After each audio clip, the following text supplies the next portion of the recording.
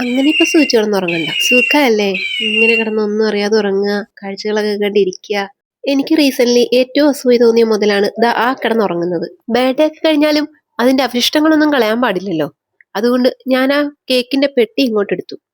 ഈ ഒരു പെട്ടി ഉണ്ടല്ലോ, അത് കണ്ടു കഴിഞ്ഞാൽ ഫോം ബോർഡ് തോറ്റുപോകും. അത്രക്കങ്ങടില്ല, അത് ഞാനൊരു അതിശയോക്തി പറഞ്ഞതാ. എങ്കിലും ഫോം ബോർഡിന്റെ അത്രയും കട്ടിയില്ലെങ്കിലും ഫോം ബോർഡിനേക്കാളും നല്ല ഗ്ലേസിംഗ് ഉള്ള ഒരു ടെക്സ്ചർ ആണ് കേട്ടോ ഇതിന്.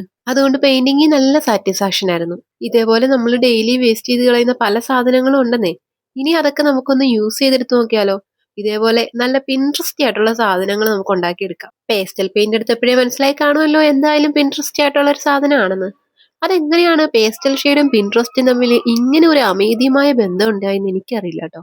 ഇതേപോലെ ഒരു പെട്ടി കൂടെ വേണം കേട്ടോ. പെട്ടി വെക്കുമ്പോഴേ മനസ്സിലായി കാണുമല്ലോ. അതെ, നമ്മൾ ഇന്ന് ചെയ്യുന്ന ഒരു ഓർഗനൈസർ ആണ്. പിൻട്രസ്റ്റ് കിടന്ന് അത്യാവശ്യം ഓടിക്കളിക്കുന്ന ഒരു സാധനമാണ് കേട്ടോ ഇത്.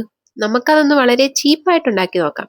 ചീപ്പായിട്ട് ഉണ്ടാക്കി നോക്കിയാലും സാധന ഔട്ട്പുട്ട് ചീപ്പായോ ഇല്ലയോ എന്ന് നിങ്ങളൊന്ന് നോക്കിയിട്ട് പറയണേ. ഇഷ്ടപ്പെട്ട ലൈക്കും കമന്റും ഒന്നും മറക്കല്ലേ. നമ്മൾ കഴിഞ്ഞ വീഡിയോസിൽ എൻഗേജ്മെന്റ് കുറവാണെന്ന് പറഞ്ഞത് കേട്ടിട്ട് ഇതെന്താ ഇവിടെ ആരും കമന്റ് ചെയ്യാത്തത് എന്ന് ചോദിച്ചിരുന്നു. ആ ഒരു മനസ്സിന് ഒരുപാട് നന്ദിയുണ്ട്. എന്താണ് ആരും കമന്റ് ചെയ്യാത്തതെന്നാണ് എനിക്കും അറിയാത്തത്. നിങ്ങൾക്കറിയാമെങ്കിൽ നിങ്ങളൊന്ന് പറഞ്ഞതാ.